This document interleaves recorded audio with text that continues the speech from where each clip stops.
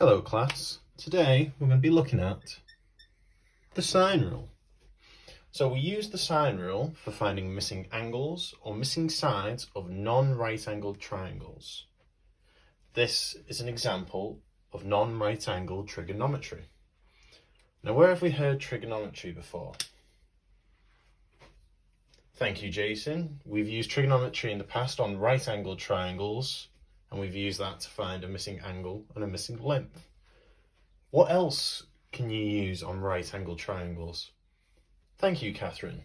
You can also use Pythagoras on right angled triangles. It's very good.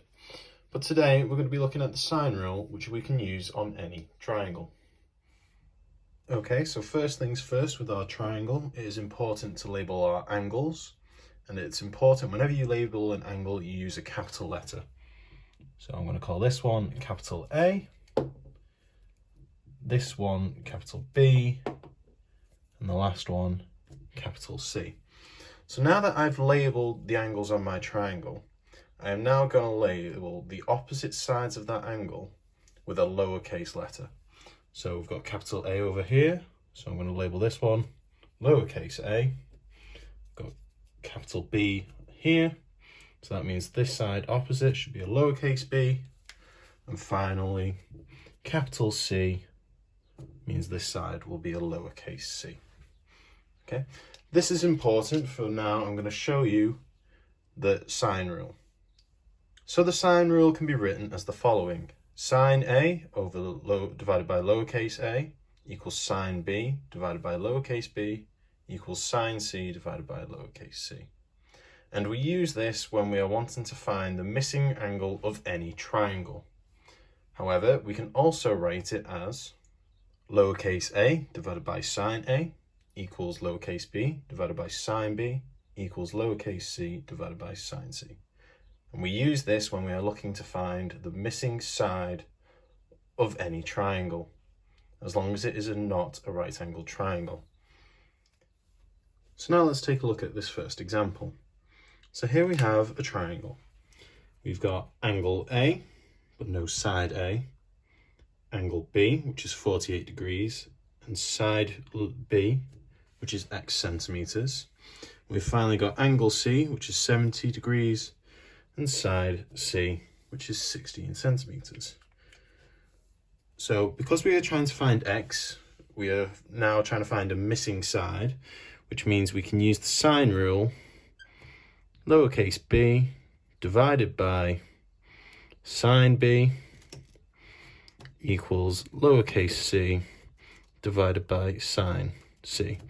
I did not need to use sine A or lowercase a because they are not involved in the question. So now let's fill in what we know. So lowercase b is x divided by sine 48, and this equals 16 divided by sine 70. Now what we need to do is we need to get x on its own, and to do that we need to times both sides by sine 48, which will give us x equals sine 48 times 16 divided by sine 70. And if we put that into our calculators, we'll get 12.653. And I'm going to round this up to three significant figures.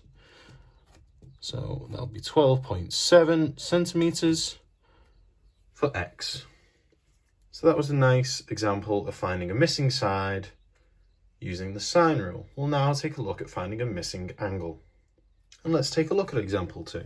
So here we have a triangle. Again, it's not a right angled triangle, but that doesn't matter because we can use the sine rule for any triangle. We've got angle A is 110 degrees and side A, which is 18 centimeters.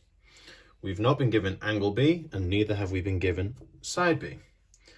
For angle C, we've been told that it's angle theta. So that tells me this is the missing angle that we are going to find.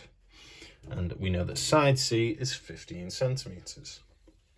Now that we have our triangle labelled, we can decide which sine rule we're going to use.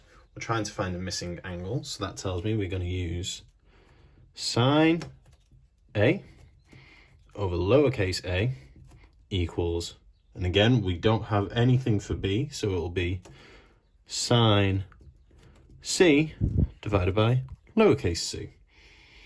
Now let's input the information we can get from the diagram.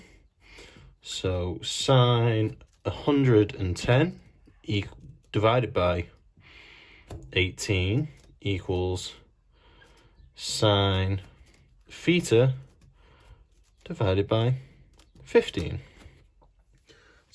So we want to get theta on its own, so our first step would be to times both sides by 15.